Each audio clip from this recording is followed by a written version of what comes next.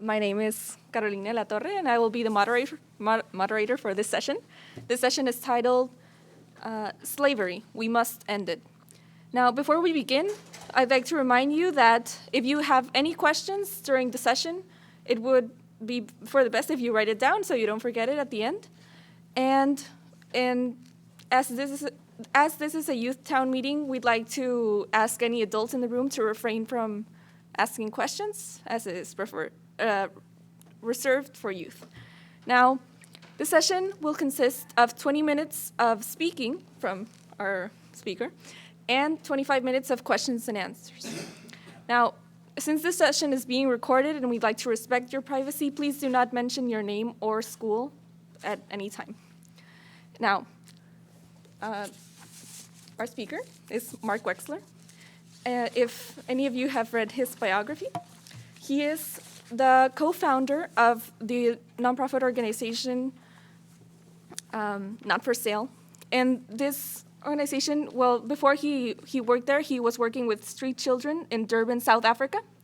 And then he returned to San Francisco, where he co-founded this global anti-slavery organization, which involves individuals in the abolitionist movement through a variety of grassroots initiatives and innovative new technologies. The organization has several international projects to identify victims of human trafficking and to collaborate with local law enforcement and provide survivors with essential aid and after they have been rescued. Since its launch, Not for Sale has provided in-depth services to over 6,000 survivors. Mark. Cool, thanks a lot, appreciate it. Hey everyone, good morning. Are we sleepy? I'm sleepy, I'm tired. There's an early wake up.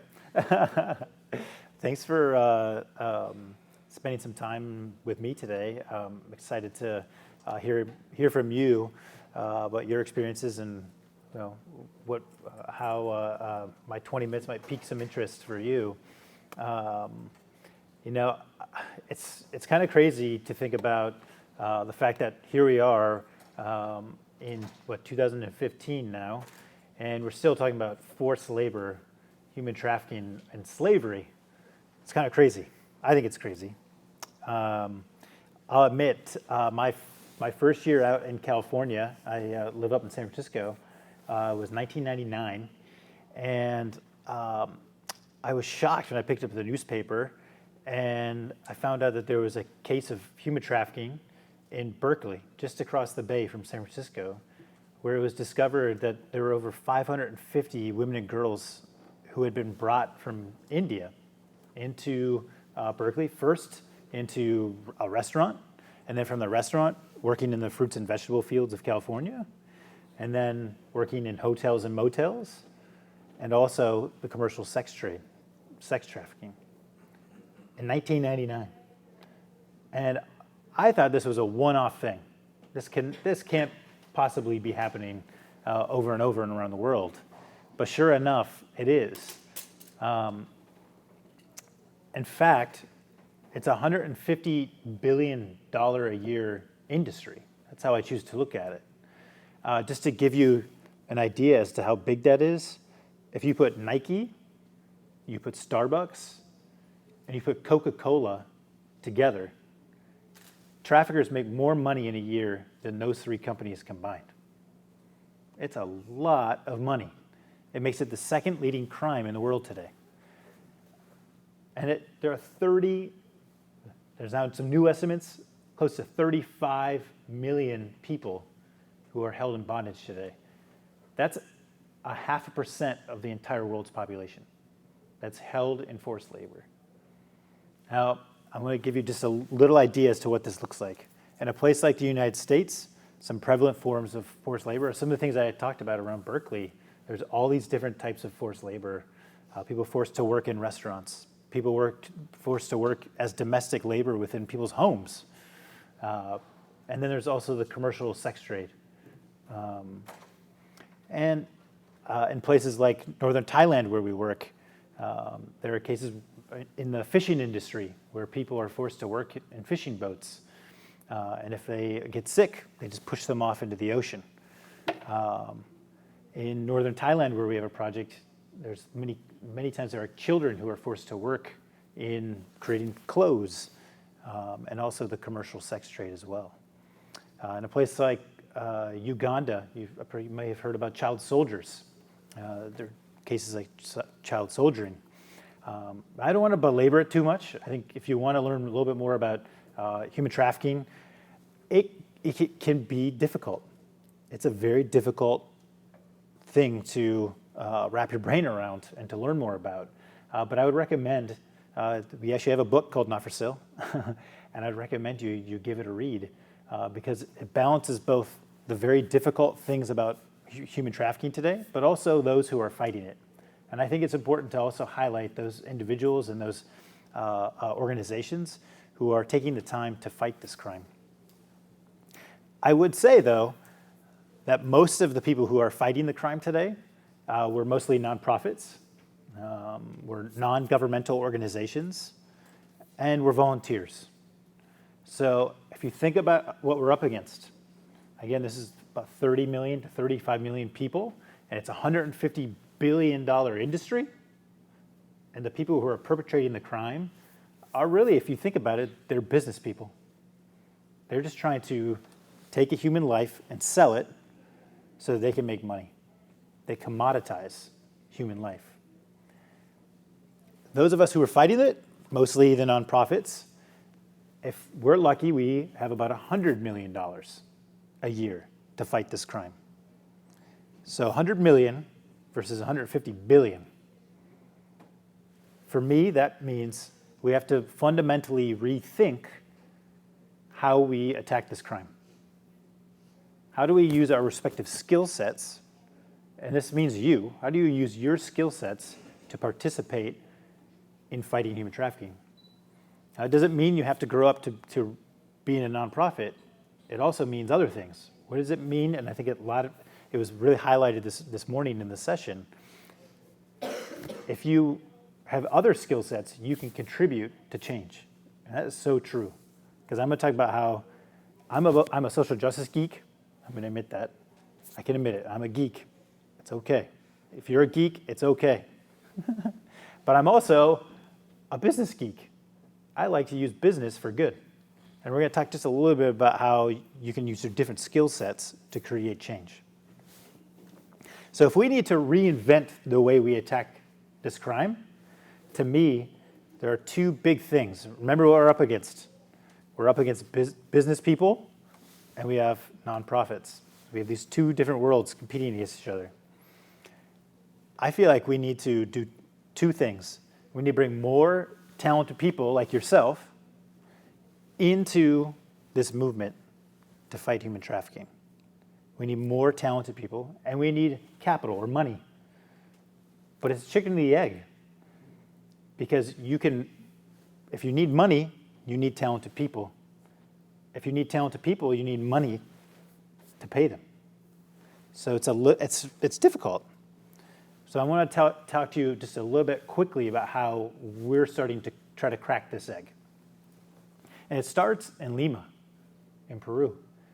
We first started Not for Sale in 2007, and it was in response. It was a compassion response. When you find out that this crime is happening, you want to respond. I feel like back then and still to today, I feel like my hair was on fire. I was like, I have to do something. This is crazy. This can't be happening. And when we first started in Lima, I'll be honest, I felt like after a while that we were at the bottom of a river and we were pulling people out. So a prevalent form of forced labor or human trafficking in Lima is kids being forced to be in begging rings. I don't know if you've ever seen the movie Slumdog Millionaire. It's a lot like that, where there are kids who are forced to beg on the streets. There's also manufacturing and apparel, kids being forced. Can you imagine kids younger than you being forced to create our products, the things that we eat and the things that we wear every single day? That happens over and over around the world. It makes you think about where your things come from and how we purchase things. And also in Lima, there's a problem with children being forced into prostitution. Again, younger than you. And so what we would do, our organization, we would go and we would get a kid out of that situation and into our home. And then the hope was that the kids would end up getting education. And with the education, we would then do job training and job skills. And that's empowerment, self-empowerment, so that they can live their lives, that they can stand on their own. They're not dependent upon us. But again, think about where we were. We would go, we'd get one kid out of a situation of forced labor. We would get them into our home. And then we would go back to the same place, maybe 6 months later, where we found the one kid, and now there's two where the one kid was. So we would get the two kids out, and we would get them into our home and hope they're on a path towards restoration. Then we'd go back to where we found the two kids, and now there are five. This would happen over and over because the crime is getting worse. To us, that was the definition of insanity, to do the same thing over and over and over, and not only not get the result we wanted, but to get a worse result. So we said, you know what? Instead of being in this cycle, we have to realize that compassion is not always equal justice. I think that's really hard for the social justice geek in me. I want to believe that if I believe and I have the seed of compassion in my heart, that means that justice will flourish. Unfortunately, I don't believe that. I believe the seed of compassion, which I hope is in everyone's heart here today, helps plant a seed for your life that you then gain the skills. This is what you're doing right now. You're gaining the skills that allow you to act out justice. When you're in school every day, you're learning your skill set. I imagine you with a tool belt. Everyone has a tool belt. And every day you're adding tools to your tool belt that will allow you to fight trafficking and other injustices. We'll touch on that in a little bit. But I believe that. We all have our social justice geek tool belt. And that will help us lead to a world of more justice. So, you know what we did when we realized that we were getting a worse result? And you'll like this as students. We looked at our data. To me, as someone who runs an organization, I believe data is a flashlight. If you can gather information and research, it allows you to figure out what your next step candidate should be. Otherwise, you may just be stumbling around. So just remember that data is king. Data is a good thing. Research is a good thing. The skill sets you're learning allow you to do justice. So what we found with the kids that we were working with in Lima, that a disproportionate number, many of them were from a region of the Peruvian Amazon called Madre de Dios. It's in the southern part of Peru, and bordering on with Brazil.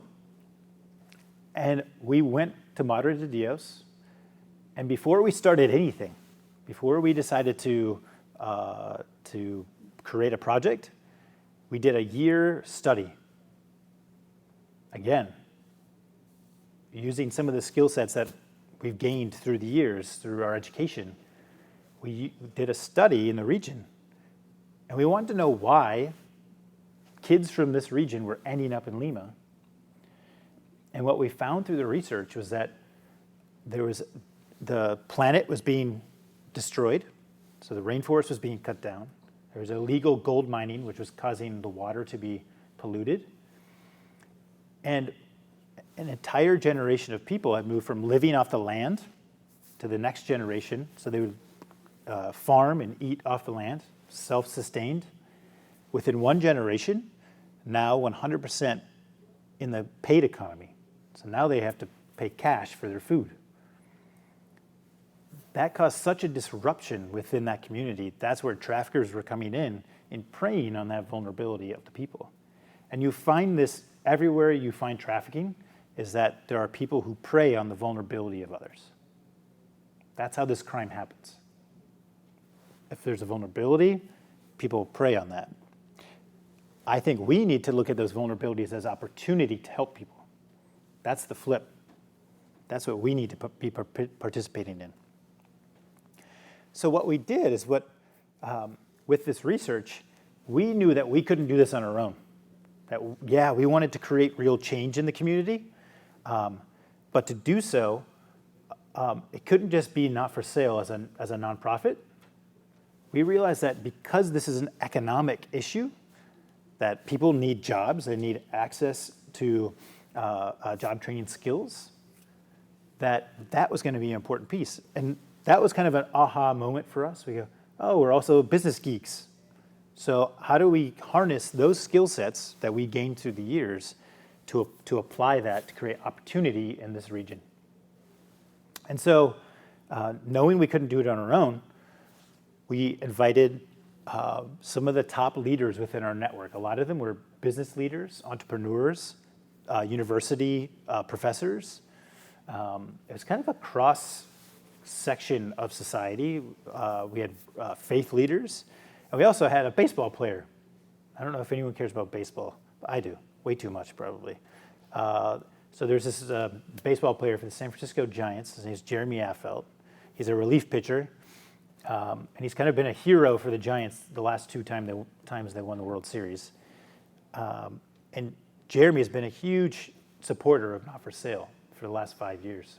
And we knew that if we could get Jeremy to commit to come to this event we call the Montera Circle, if we could get Jeremy to come, then other people would come. And it worked, because people want to hang out with baseball players. That's the lesson I learned. And sure enough, at this event, what we did is we said, we brought leaders from the community in the Peruvian Amazon, and we said, here's our problem. And we did a very simple analysis. It's called a SWOT. Strengths, weaknesses, opportunities, and threats. And in that region, we said, how can we harness the opportunities of the region to make sure that we can keep the threats away, and we can strengthen the weaknesses? And I'm going to show just a short little video to talk a little bit about this. So we were joking around, and we said, what if we locked all of the smartest business leaders that we know in one room and had them solve all of our problems for us? And that's pretty much what we did. We gathered top leaders from business and culture, and we broke them into small groups, and we asked them to compete to come up with the best business model to create jobs in the Amazon. One of the most extraordinary groups in terms of the range of characters in it included a lawyer, it included the founder of an online healthcare company, it included an agronomist, and a baseball player. These are large people in large corporations, and they're brilliant minds, and they've got brilliant ideas. I didn't go to college. I signed out of high school. I don't have a business degree in anything. I was out of place, I really was. I didn't feel like I had anything to offer. The guy from the online health company started to look on Google and found out that there was this unusual plant called cat's claw that came out of the Amazon. And I was sitting there, and I was drinking tea. I remember I was getting into this tea concept, and I just said, hey, can you do an herbal tea? Like, can you make this a tea? And we all just looked at each other, and we were like, man, that's actually an interesting thought. It's a tea company that sources ingredients in the Amazon and creates jobs. That's the idea that eventually became Rebel. Within an hour, we created this whole business idea around this tea, and then we had to present it, and they made me present it, and I don't know anything about presenting that kind of stuff.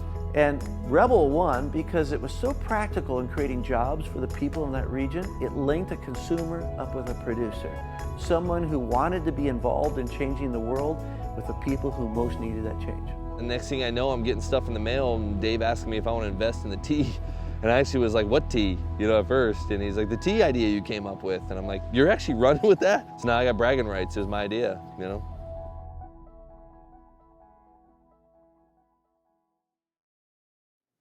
I wasn't kidding. Okay, what I love about that is that it shows that you can put a whole bunch of people in the same room together, some of them incredibly bright and accomplished, and yet it's the guy who only graduated high school, who came up with the idea because it was so practical.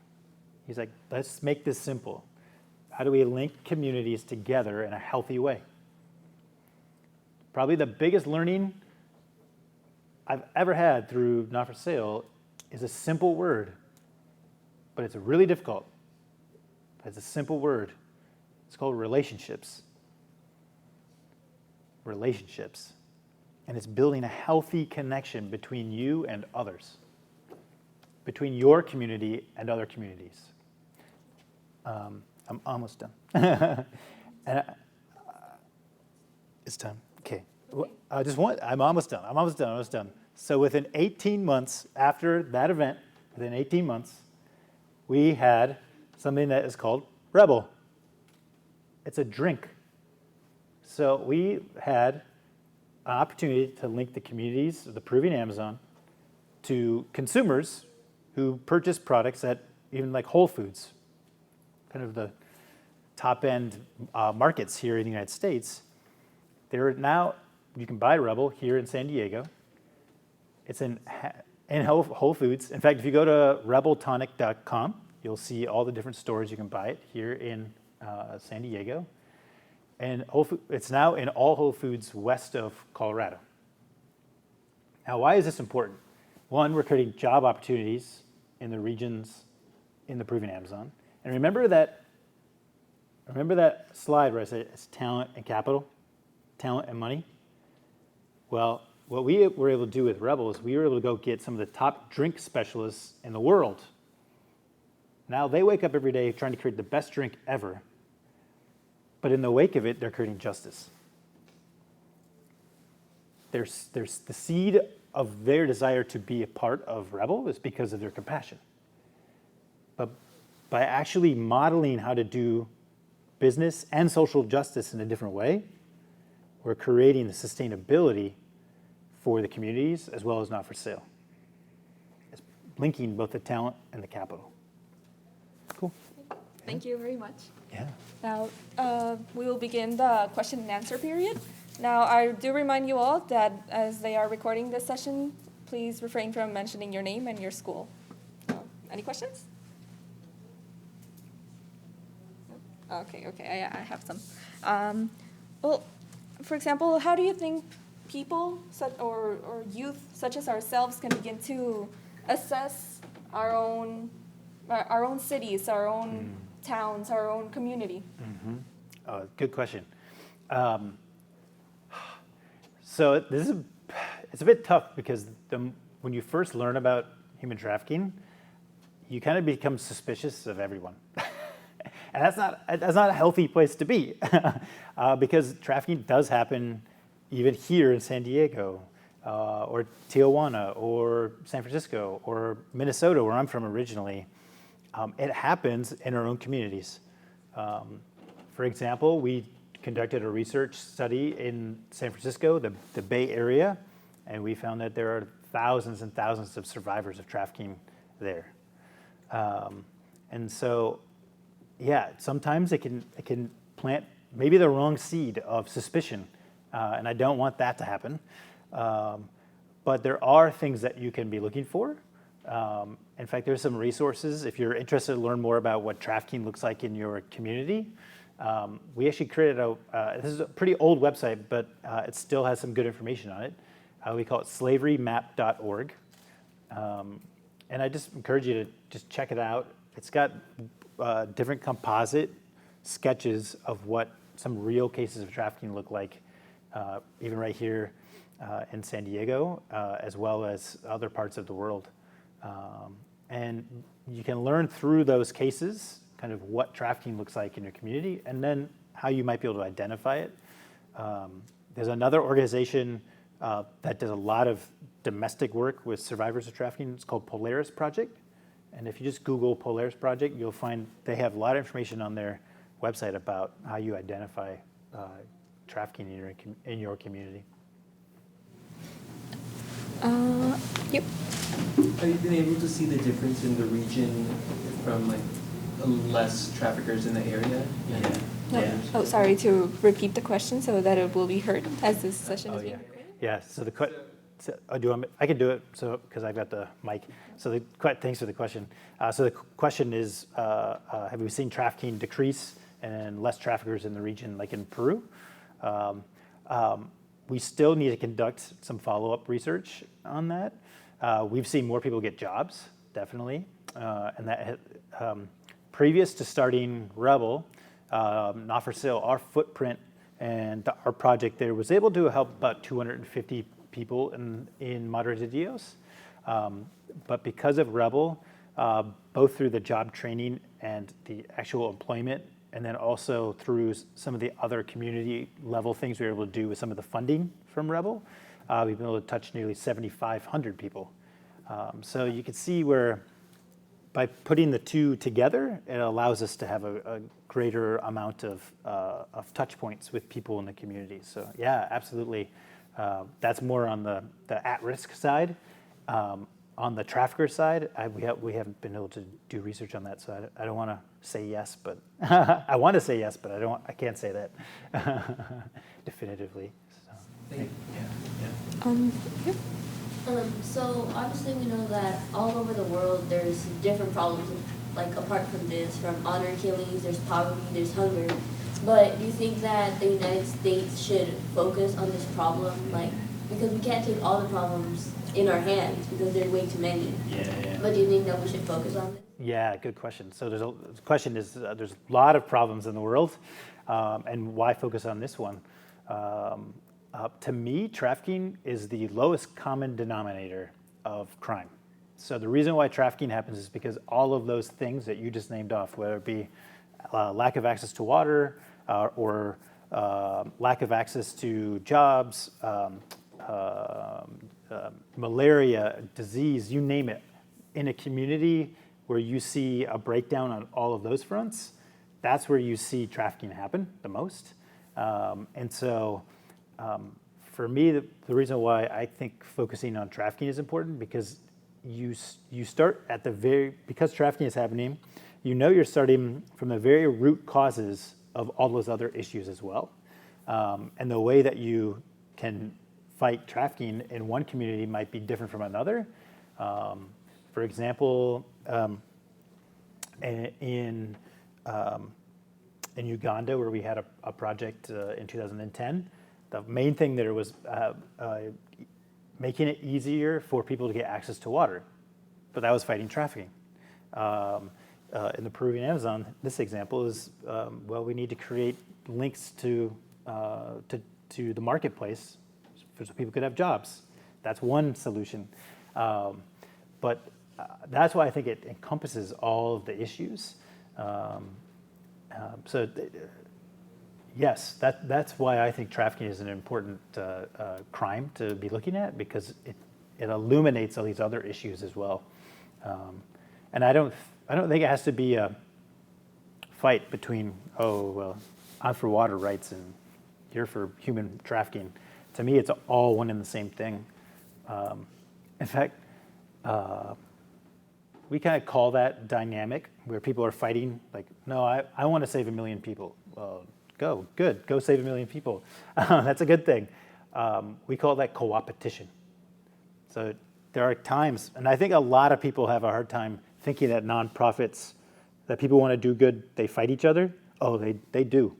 As someone who is from the business world and from the nonprofit world, nonprofits are worse.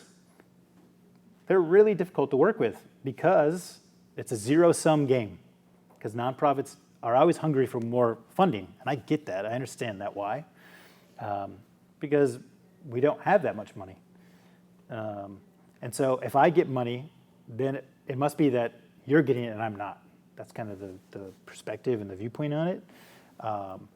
When we first started Not for Sale, many of the anti-trafficking organizations in the United States were focused on a lot of government funding, and we on purpose didn't take government funding so that we could show that we could bring in more types of funding.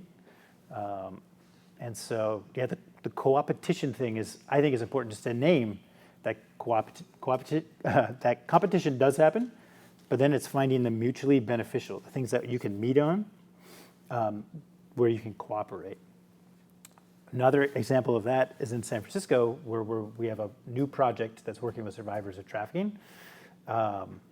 What we did is, again, before we started anything there, we conducted research, and we talked to all the other NGOs that are working, or nonprofits that are working with survivors of trafficking, and we realized where the gap was in services, and that's where we created our project, where there weren't other services going on. So I think, again, it's going back to that compassion doesn't always equal justice. Compassion maybe, I see a problem, I'm just going to do it. And that's what we did. So I'm not saying that's a bad thing. But how do you use compassion to be your spark or your seed to start? And then how do you use your skill sets as intelligent people to think about how do you apply that practice? And how do you apply your learnings and your research to do justice better? I think that's important. Thanks. Good question. It's really complex. Any other questions? How did you get the locals to become interested in this project? How did we get the locals to be interested in the project? I'll talk specifically about Peru. It was time, and it was relationship building, and it was also. This is what I always tell our team: when you go to a community, shut up and listen. Just don't go in with anything presupposed that you think you know what should be done. There are probably pieces of what we have that can be applied in a positive way. That can be good. But we don't know that for sure until we actually listen to the needs and actually begin to analytically look at what the needs are through research. And the second you start doing that and you start listening and you start building a relationship, you start to break down barriers that might have been there in the past. That's one thing that I like about human trafficking. Who's for slavery? No one, exactly. No one put your hand up. It's one of the very, very, very few, and if you do put your hand up, get up. So it's one of the very, very few things that you can find commonality, where you can say there aren't barriers to having a conversation. And I love that. I think that's something that is incredibly powerful about harnessing the opportunities that we can find to fight the crime, is that we can all find ways to work together and break down barriers that might have been there in the past. But there's a lot of suspicion. There's a ton of suspicion of not for sale in any organization that goes in. But it's time, it's listening, building a relationship, and continuing to show up. If you keep showing up, I can be like, oh, you're not going away, are you? But then it's follow through. That's that continuing to show up. It's the follow through. The first time we brought a Rebel bottle back, they were like, oh my gosh, like this is crazy, and we think it's crazy too. So it's creating an opportunity where you can share in that process.